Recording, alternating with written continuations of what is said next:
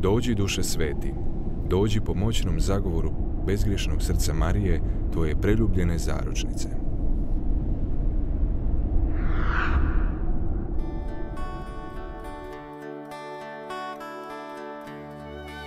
Iz Evanđelja po Luki. U one dane usta Marije i pohiti u gorje u grad Judin. Uđe u Zaharijinu kuću i pozdravi Elizabetu. Čim Elizabeta začu Marijin pozdrav, zaigra je čedo u utrobi. I napuni se Elizabeta duha svetoga i povika iz svega glasa: blagoslovljena ti među ženama i blagoslovljen plod utrobe tvoje. Ta otkuda meni da mi dođe majka Gospodina mojega? Gledaj samo. Tek što mi do ušiju doprije glas pozdrava tvojega, zaigra mi od radosti čedo u utrobi. Blažena ti što povjerova da će se ispuniti što ti je rečeno od Gospodina.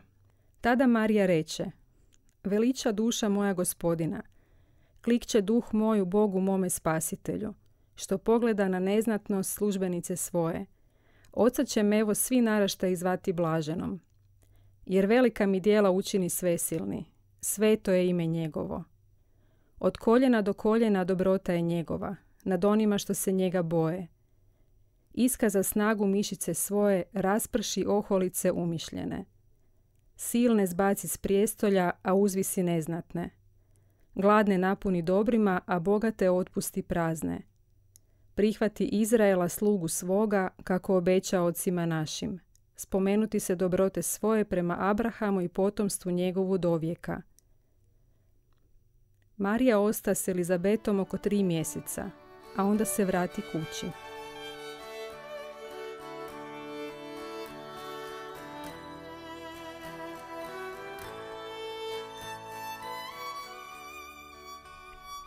Dragi brate i draga sestra, danas slavimo blagdan pohoda Blažene djevice Marije. Vidimo zanimljivu stvar kako Marija u biti ispunjava evanđelje. Evanđelje koje tek kasnije ima doći. Isus nas je na početku korizme upozoravao na to da ne tražimo slavu u ljudi. Kasnije, pri samom kraju te korizme, mogli smo slušati o tome da imamo tražiti slavu kod Boga.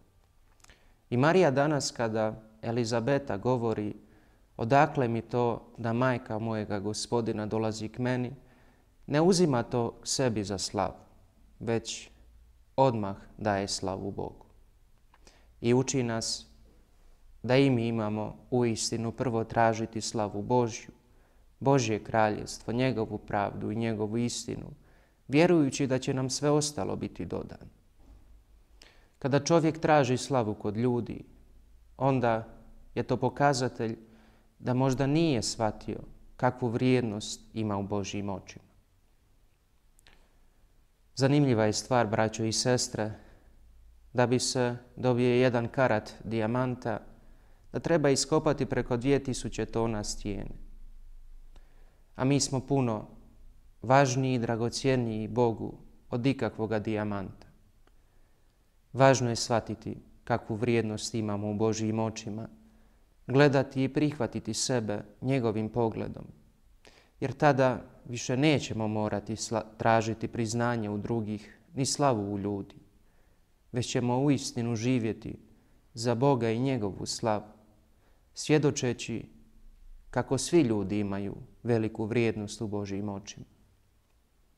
Baš kao što je Marija to svjedočila svojim životom, uvijek tražeći Božju slavu, uvijek ne zaslanjajući svoga sina, već je ona uistinu bila ona koja je dovodila svome sinu. I čini to poglavito i danas.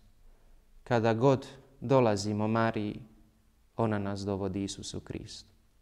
Stoga nemojmo se bojati utjecati se njezinom majčinskom zagovoru, jer ona je, kako kažu mnogi sveci, najsigurniji put do Isusa Krista.